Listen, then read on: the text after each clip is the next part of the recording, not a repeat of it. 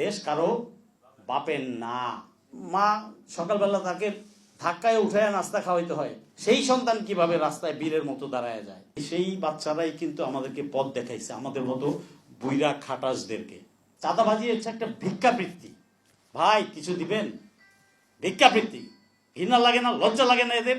যোগ্য লোকের অভাব নাই দেশে, বহুত যোগ্য লোক আছে। আর যদি খুঁজে না পান আমাকে বলেন, আমি ফেরদৌস আজিজ জোগাড় করে দেবো বিনা পারিশ্রমিকে, একটা পয়সাও নিব না। নিজের পকেট থেকে পয়সা খরচ করে দৌড়াদৌড়ি করবো, আমি যোগ্য লোক জোগাড় করে দেব। রক্ত দিয়েছিলাম এমনি খামাখা? এক হাসিনার হাত থেকে মুক্তি পাইতে না পাইতেই তারই লোকগুলো পয়সা আছে। কে কে কে দিয়েছে এদেরকে? এক ডক্টর ইউনূস ছাড়া বাকিদের জন্য আমার প্রশ্ন, এদেরকে কে নিয়োগ দিয়েছে? এটাও জানা দরকার আছে। কে দিয়েছে আমি জানি না, আপনারা জানেন কিনা জানি না।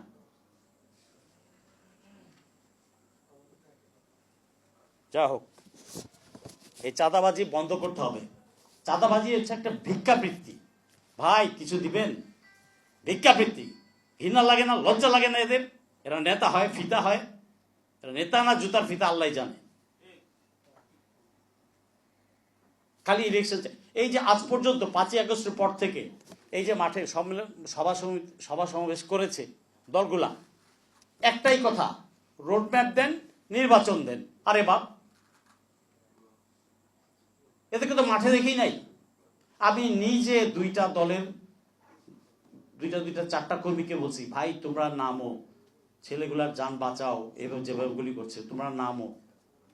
আমাদের কেন্দ্রের আদেশ নাই, উহাদের কেন্দ্রের আদেশ নাই। বুঝতে পারছেন? তাহলে কিভাবে এখন বলে আমার দলের 400 মারা গেছে, আমাদের দলের 600 মারা গেছে? ওয়াই? আপনার তো কোনো ক্রেডিট নেওয়ার কোনো যোগ্যতা নাই। ইউ ক্যানট ক্লেম নাও যে আমার দলীয় অবদান ছিল। নো। যারা দলের কর্মীরা, হ্যাঁ কিছু দলের কর্মীরা গিয়েছে, সে গিয়েছে মাঠে তার বিবেক থেকে, তার দেশের জন্য। সে সাধারণ জনতা হিসেবে সে নেমেছে, তার রক্ত গরম, সে জনতা হিসেবে মাঠে নেমেছে।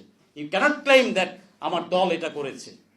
আমি বলতে শুনি ওনার পোস্ট, কালকে তো একটা ফেসবুকে পোস্টই পেয়েছে, উনি কি মন্তব্য করেছে, তারপরে লাস্টে এসে কি বলে এখন ক্লেম করে। ওয়াই? আরে ভাই আপনি তো আমার শত্রু না, রাজনীতিবিদরা তো আমাদের শত্রু না। আমি খুব ভালোভাবেই জানি at the end of the day it is politicians who will guide the nation, lead the nation. Yes, আপনার দরকার আছে, আপনার কাজ আছে, আপনি যে কাজটা আমরা আশা করব আপনার কাছ থেকে, আপনি সেই কাজটা করেন। এই যে একটু আগে আমার অনুজ বলল, মেজর শাহিন, সার্বভৌমত্ব। আসলেই তো সার্বভৌমত্ব নাই। আপনি বাজার করছি, ঘুরছি ফিরছি, খাচ্ছি, আমার ছেলে চিপস কিনতেছে, মেয়ে বিকালবেলা ওই বার্গার শপে যাচ্ছে, খাচ্ছে, আমাদের জীবন চলছে। বাট একটাবারও কিন্তু চিন্তা করে দেখি নাই যে আমাদের সার্বভৌমত্ব আসলে আছে কিনা। 16 বছর পরে এসে বাঙালি টের পাইল। এই কথাগুলো 2009-10 সাল থেকে বলে, 11 সাল থেকে বলে আসছি। এই প্রেস ক্লাবে বহুত বক্তৃতা দিয়ে গেছি। এই হান্নান সাহেবের সাথে এক টেবিলে বসে বক্তৃতা, ওনার বিরোধিতাও করেছি, কারণ আমি তো ওনার দলের না। উনি বিরোধিতা করতে তো আমার বাধে না। আমি তাকে বলেছিলাম, স্যার মন্ত্রী হবেন, এমপি হবেন, ভালো কথা। 12 সালের 26শে ডিসেম্বরে এই হলে 26শে বলেছি, মন্ত্রী হবেন, এমপি হবেন, ব্যবসা করবেন, রাজনীতি করবেন, ভালো কথা। তো মাটিটা থাকলে তো কি নিয়ে করবেন?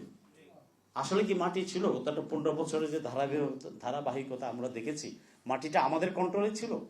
আমরা মাটির উপরে ছিলাম মাত্র, তলে তলে তলে তলে ঘুন ফুকার মতো কিন্তু খেয়ে দিয়েছে।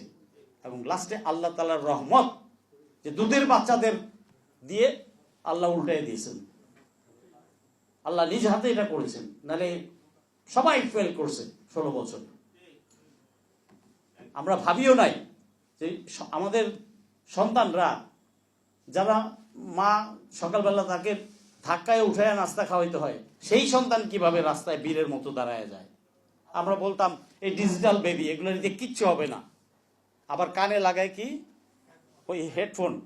আমি আমার নিজের মেয়েকেই খেপাইতাম, বাবা কানে পট্টি, খেপে যেত সে। আমরা কিন্তু সেই বাচ্চারাই কিন্তু আমাদেরকে পথ দেখাইছে, আমাদের মতো বুইরা খাটাসদেরকে। লজ্জা লাগে না? রক্তের দাগ শুকাইতে না শুকাইতেই আমরা ভাগ বাটোয়ারার জন্য হইচই করতেছি। লজ্জা লাগে না? আমি মাঠে ছিলাম ভাই, আমি মাঠে ছিলাম, আপনারা যে যাই মনে করেন আমার কথায়। আমি দেখছি কি পরিস্থিতি, হেলিকপ্টার উপর দিয়ে গুলি করতেছে। আল্লাহ নিজের হাতে বাঁচাইছেন আমাকে। আমার পায়ের 1.5 ফিটের মধ্যে 1 ফিটের মধ্যে গুলি পড়ছে। ঠিক তার ওই দিনই 19শে জুলাই 1.5 ঘন্টা পরে আবার শটগান 2 দিকে আমাকে ঘিরে দিচ্ছে, আমার মাথায় বাড়ি দিচ্ছে 13টা সেলাই। আল্লাহ দয়া করছেন বলে আমি বেঁচে আছি। আমার বউ বাচ্চা জানতো না যে অথচ বাসা থেকে 300 গজের মধ্যে, আমি বউকে ফোনও করতে পারতেছি না। করবো তাহলে তো বউ বাচ্চা সহ মারা যাবো। চারদিকে পেট্রোল ঘুরতেছে, কোনটা কুত্তালিক কোনটা সাধারণ জনতা বোঝার উপায় নাই। উপর দিয়ে হেলিকপ্টার, পুলিশের পেট্রোল।